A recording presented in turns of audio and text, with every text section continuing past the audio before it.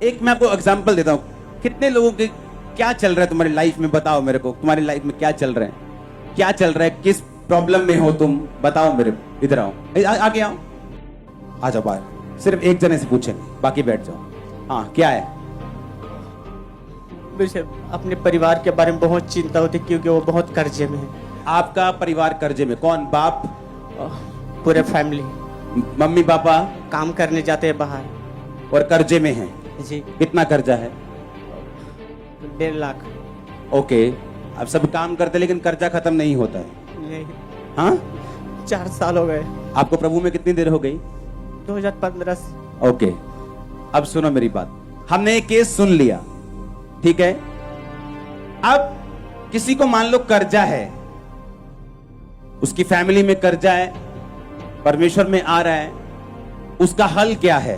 परमेश्वर ने कहा मेरी कौम कर्जा देगी, पर यह वचन पूरा कब होगा मालूम? सुनो मेरी बात, टाइथ पे करते तुम?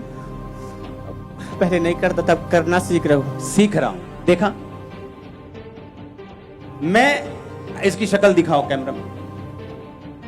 जब ये टाइथ पे करना सीख जाएगा और प्रभु में चलना सीख जाएगा, ये कर्जे की गवाही देने वापिस आएगा कि ठीक उतर गया।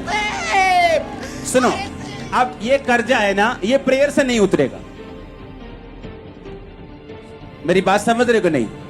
ये बिब्लिकल, मुझे अपनी परिस्थिति को बाइबल से ढूंढना पड़ेगा कि ये कैसे जाएगी। बाइबल कहती है जब तू टाइट देता है, कोई दुनिया की ताकत तेरी बरकत को रोक नहीं सकती। मैं तेरे वहां लिखा फल कच्चे नहीं झड़ने दूंगा। फल का मतलब क्या? तेरे प्रोजेक्ट्स, तेरी जॉब, प्रमोशंस, तेरी ठेकेदारी, तेरे आने वाली चीजें, मैं उन्हें कच्चा नहीं रहने। लोग बोलते हैं भाई साहब करियो प्रेयर, अब काम बनने वाला ही हुंदा, नाले खराब हो जाएंगे। वो लोग जो टाइथ में और प्रेयर में पक्के हैं, उनको ऐसी प्रेयर्स कराने की जरूरत नहीं पड़ती।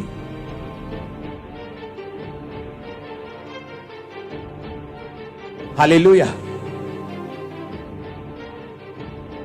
कितने मेरी बात को समझ रहे हैं? अब ये आएगा टेस्टिमनी के साथ। हालेलुया। आप समझ रहे चीजों को? मुझे अपनी लाइफ को हैंडल कहां से करना आना चाहिए? मुझे बाइबल से ढूंढना है। आप जब सेवा के लिए उठते हैं तो परमेश्वर आपको परख सकते हैं।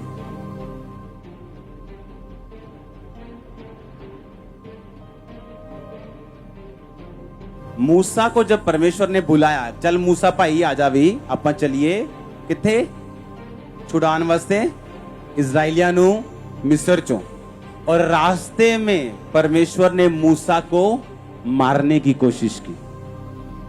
खुद ही बुलाया, खुद ही मारने की कोशिश की।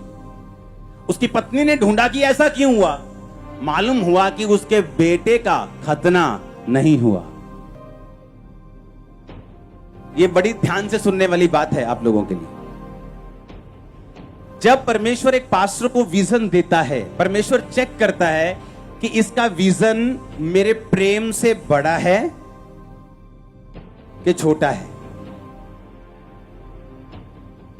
सुनो, देखो, एक बंदे का केस लिया तो सब रिलीजियस क्वालिफाइड हो रहे हैं।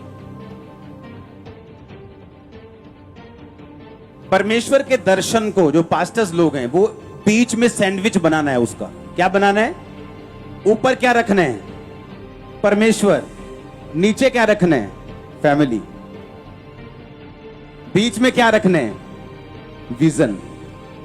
ऊपर परमेश्वर का मतलब यह है, अगर सेवा नहीं भी है तो प्रभु से प्यार करो, प्रार्थना करो लोगों के लिए। क्या दिक्कत है? आप प्रभु से प्यार करते हो ना। कुछ लोग सेवा से इतना प्यार कर लेते हैं कि चाहे प्रार्थना बेचते हो, चाहे सब कुछ बिकता हो चर्च में, तो भी अपने आप को क्लियर करने की कोशिश करते हैं पुलपट पे आके। पता है क्यों? क्योंकि उनको परमेश्वर से प्यार नहीं है, उनको सेवा से प्यार है। प्रभु से प्यार रखना उसको ऊपर, सेवा को बीच, फैमिली को नीचे, ये सैंडविच बना के रखना। जब आप परमेश्वर को यह दिखा देते हैं कि तेरी सेवा जो है तुझसे ऊपर नहीं है, वो फिर से प्रभु आपको दे देते। आप मेरी बात समझे कि नहीं? लेकिन जब एक पास्टर निराश हो जाता है सेवा का बंद होने के बाद, वो प्रेयर भी बंद कर देते, वो बाइबल बंद कर देते, उसका प्रेम ठंडा हो जाता है। अब वो ऐसी वो ताकत नहीं रहती। वो ये साबित करता है कि परमेश्वर मेरी सेवा तुझसे भी क्या है, ऊपर। सैंडविच देखा है ना? अगर ब्रेड के ऊपर ही कुछ मैं लगा दूं और पकड़ने में दिक्कत होगी, अच्छा नहीं लगेगा। वो नीचे होना चाहिए ताकि उसे पकड़ सके। परमेश्वर, सेवा, फैमिली, ऐसा होना चाहिए। सुनो, परमेश्वर परख सकता है, लेकिन अगर आप परमेश्वर में खड़े रहेंगे, वो फिर से आपको सेवा वापस दे सकता है। वो आपकी प्रेयर को सुनेगा, आप प्रेयर करेंगे, परमेश्वर मुझे रूहें बचानी है, और सेवा कभी बंद नहीं होती। कई जगह गैदरिंग होना बंद हो सकता है, लेकिन आपका मुंह थोड़ी बंद कर सकता है कोई। जाओ इंटरनेट पे, जाओ लोगों के घरों में, जाओ घर घर जाओ, नगर नगर, मोहल्ला मोहल्ला, इंटरनेट के ऊपर जाओ, लोगों के पास जाओ, रिश्तेदारों के पास जाओ। सेवा कहां बंद हो सकती? 12 प्रेरितों को मार के भगा दिया वहां से, बोलते सेवा बंद हो गई। ये देख लो, बंद हो गई। ये देख लो, एक एक इवेंजलिस्ट बैठे हैं आज लाखों में। आमीन। कितने मेरी बात समझ रहे हैं? कैसे हैंडल करना है? बाइबल से, बाइबल से। आमीन। कैसे हैंडल करना है? कैसे हैंडल करना है? बोलो पड़ोसी को।